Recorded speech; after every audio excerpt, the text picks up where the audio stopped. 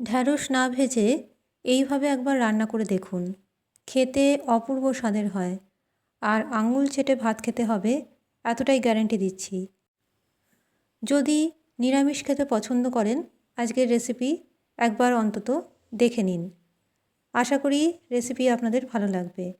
এখানে নিয়ে নিয়েছি 250 গ্রাম পরিমাণ ঢ্যাঁড়স। ঢ্যাঁড়সের ওপর নিচ বাদ দিয়ে মাঝখান দিয়ে কেটে নিয়েছি বা ভাগ করে নিয়েছি। আর ঢ্যাঁড়স কাটার আগেই ঢ্যাঁড়স ভালো করে ধুয়ে নিয়েছি।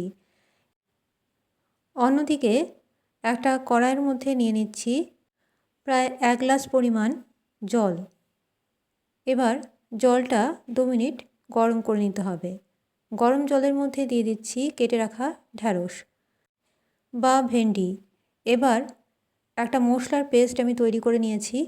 সেটা হচ্ছে 1 চামচ পোস্ত, 2 চামচ সর্ষে, 2 থেকে 4টে কাঁচা লঙ্কা আর সামান্য লবণ, সামান্য জল দিয়ে বেটে নিয়েছি।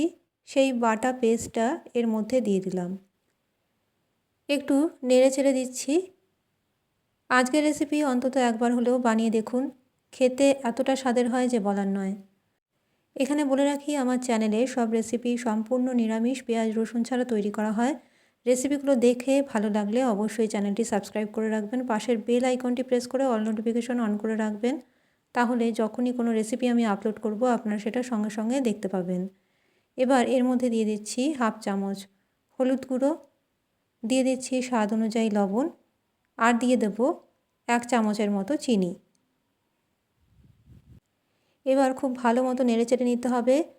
যারা ভেন্ডি খেতে পছন্দ করেন না বা ঢ্যাঁড়স খেতে পছন্দ করেন না, আজকের রেসিপি অন্তত একবারের জন্য বানিয়ে দেখুন, খেতে এতটা স্বাদের হয় যে বলার নয়, বারবারই বলছি। আর আজকের রেসিপি গরম ভাতের সাথে দুর্দান্ত লাগে। যে কোনো নিরামিষের দিনে এইভাবে তৈরি করে খেতে পারেন, আর খুব সহজে খুব কম সময়ের মধ্যে তৈরি হয়ে যায়। আমার চ্যানেলে নতুন বন্ধু হয়ে থাকলে চ্যানেলটি সাবস্ক্রাইব করে রাখার অনুরোধ রইল। আর পুরনো বন্ধুদের জানাই আমার পাশে থাকার জন্য অসংখ্য অসংখ্য ধন্যবাদ। এর উপর থেকে দিয়ে দিচ্ছি 1 বড় চামচ সর্ষের তেল। এবার একটা ঢাকা দিয়ে ঢেকে রাখবো, তবে পুরো ঢাকা দিয়ে ঢাকছি না, ঠিক এই রকমভাবে ঢেকে রাখছি। 10 মিনিট পর ঢাকাটা সরাচ্ছি। ঢাকা সরিয়ে একটু নেড়ে ছেড়ে দেবো। আর গ্যাসের ফ্লেম মিডিয়ামে ছিল। দেখুন, গ্রেভি কিন্তু বেশ থিক হয়ে আসছে। এবার এর উপর থেকে দিয়ে দিতে হবে কয়েকটা কাঁচা লঙ্কা চেরা। এবার গ্যাসের ফ্লেম অফ করে দেবো। আর অফ করে দিয়ে এর ওপর থেকে দিয়ে দিতে হবে আরও 1 চামচ সর্ষের তেল।